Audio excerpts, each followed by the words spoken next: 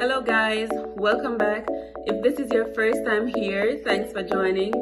I am Silane, and in this video I will be sharing with you guys how I migrated from Jamaica as a nurse and what the process was like for me and things you should know.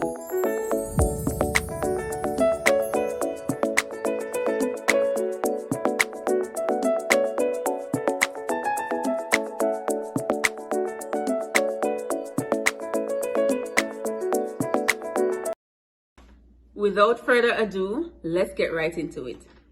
So I started my process back in 2017. After working as a nurse for about 5 months, I started researching different recruitment agencies. At the time, MedPro and Interstaff, they were the only two agencies that allow you to start the process with less than 1 year of experience. I initially signed up with MedPro, but after a while, I felt like Interstaff was more what I was looking for. So I completed the application with Interstaff. They then contacted me for an interview.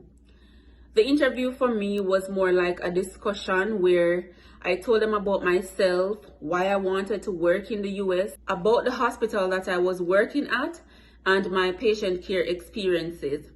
Some agencies are requiring that you work at a hospital with at least 100 beds, while some are requiring that you work in a type A or a type B facility. So it's important for you to do your research to see what the agencies are requiring. Once I completed the interview, they sent me a contract, which was basically me agreeing that I was going to go through with the entire process. The next step after this was CGFNS. CGFNS is an organization that verifies or evaluates your credentials to ensure that your nursing education is comparable to that of the US. During this stage, I submitted an official transcript from my nursing school, my CXC and CAPES certificates. I then applied to the Nursing Council to have my license verified. At the time, the cost for this service at the Nursing Council was $150 US. So I paid for this as well as for my transcript, and my agency paid for the evaluation service with CGFNS. After this verification process was completed, I received the ATT, or the authorization to test, meaning that my documents were approved by the State Board of Nursing and I was eligible to take the NCLEX. So the time frame between doing the initial interview and receiving the authorization to test was about 3 months. My agency, they sent me the materials to prepare for NCLEX, and they paid for UWorld. UWorld is a practice question bank that basically helps you to prepare for the exam. It has 2 self-assessment tests that predicts your chance of passing the exam. Based on the score you receive, your agency will determine if you are ready to start scheduling the exam or not. Unfortunately for me, I took the 2 self-assessment tests and it showed that I had a very low chance of passing the exam. I was discouraged with that, but to be honest, at the time, I wasn't focused and I wasn't really studying as much. The initial UWorld subscription expired before I could even cover much of the content. So after this initial subscription ended, I went ahead and I purchased UWorld for myself.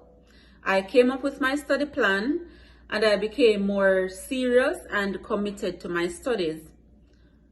The agency, they also sent me another review program, which is called Board Vitals. I passed the readiness test for this program, after which I was ready to start scheduling my exam. They sent me 3 dates and times, and I chose the one that was more suitable for me. And I forgot to mention that I paid $200 US for the exam. Some agencies, they pay for the exam. So again, you could do your research on that to see what your agency is paying for. Generally, you will take the exam in the US. If it's a case where you don't have a visitor's visa, some agencies allow you to take the exam in Mexico. So that's just something to bear in mind as you're doing your process. The flight was paid for, the hotel stay, as well as transportation to the exam site. About 2 days after sitting the exam, I was notified that I passed. I will be sharing with you guys in another video how I passed the NCLEX with just 75 questions. Okay, so just for reference, I took the NCLEX 9 months after signing up with the agency. After passing the NCLEX, the next step was to do an English exam. The one I did is called the Test of English as a Foreign Language. There's also another test. This test was done in Jamaica.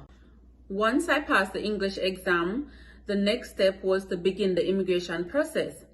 This is where the agency submits Form I-140 to the United States Citizenship and Immigration Services, or the USCIS. Basically, a petition is filed for you to become a lawful permanent resident in the United States. Your petition can either be approved, denied, or they request for further evidence. The normal processing could take up to 3 months or longer, but my agency, they did premium processing, which is 15 days. After my petition was filed, I received a request for evidence. I submitted the additional documents to my agency, and about a week or so after, they resubmitted the documents to USCIS. Fortunately, the second time, they also used premium processing, so within the next 15 days, I was notified that my I-140 was approved. My I-140 was approved 5 months after I took the NCLEX. Once my I-140 or my petition was approved and the visa screening was successful, all my documents were sent to the National Visa Center for processing. About 6 months after the I-140 was approved, I completed Form DS-260, which is basically the immigrant visa application. The fee for this application was $325 US, but my agency paid this fee, and I think most, if not all, agencies pay for this fee. But if you're taking your spouse or your children, then you will be responsible for their fees. About a month after completing the visa application, I got a date for the embassy interview for the following month. 2 weeks before the embassy interview, I did the medical. At the time, I spent close to 30,000 Jamaican dollars for the medical. The more vaccines you need is the more it will cost, and vice versa. So ensure that you prepare for that. On the day of your interview, ensure that you have all your original documents, including your job offer letter. For me, I did not have my job offer letter on the day of my interview, which caused some delay. What had happened was I interviewed for a job long before my embassy date, but some point during the process, I requested to change state. So I interviewed for a second job, and I just did not get the job offer letter in time for my embassy date. So ensure that you get everything together beforehand. Start making plans to leave shortly after your visa is issued.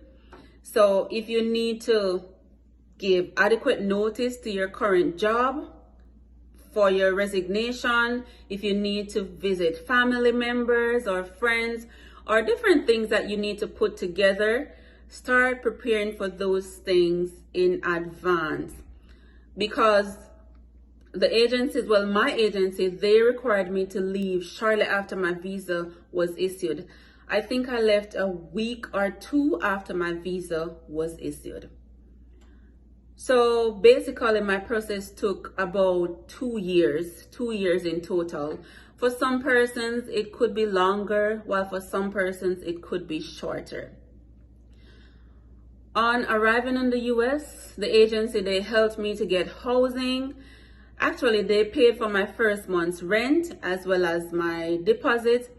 They also give you some basic furniture like a bed or a table, but you also have the option to choose if you want the furnitures or you want the money equivalent to the cost of the furnitures. I took the money. They also help you to get set up with your bank account, obtain your social security number, and things like those. There are also agencies that help you to obtain a car even before you start building credit in the country. The two agencies that I'm familiar with are International Auto Source and Advanced Credit Union. International Auto Source, they give you a rental car for about a month while you wait for your actual car. Some persons have said that Advanced Credit Union is better for them in terms of cost, but the onus will be on you to research the different agencies to see what will work best for you. I started working about a month after being in the US. My orientation period, it lasted for about 6 weeks. It could be longer depending on how you're adjusting to the new system. The biggest challenge for me was transitioning from a paper-based system to a computerized system. But after a while, you get used to everything, the routine, and it just becomes second nature to you.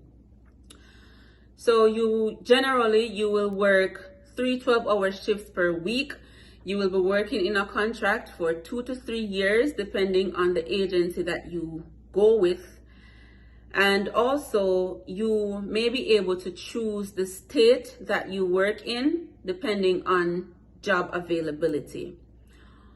One thing that I would like you to bear in mind, if you're migrating with your children or your spouse, then that's great. But if you don't have a family like that, try to migrate with your nurse friends. Sign up together so you can have that support coming in a new country, starting life all over, basically, and doing it by yourself is not always easy. So if you are able to come with your nurse friends, then that's just going to be so much better. So that was basically what my process was like. That's how I came to the US as a nurse.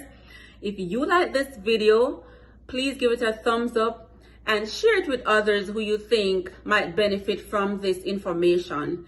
If there was anything that I did not cover in this video, feel free to put it in the comments. You can also send me a message on Instagram and I will respond to you. Again, guys, thanks for watching this video and I will see you next time.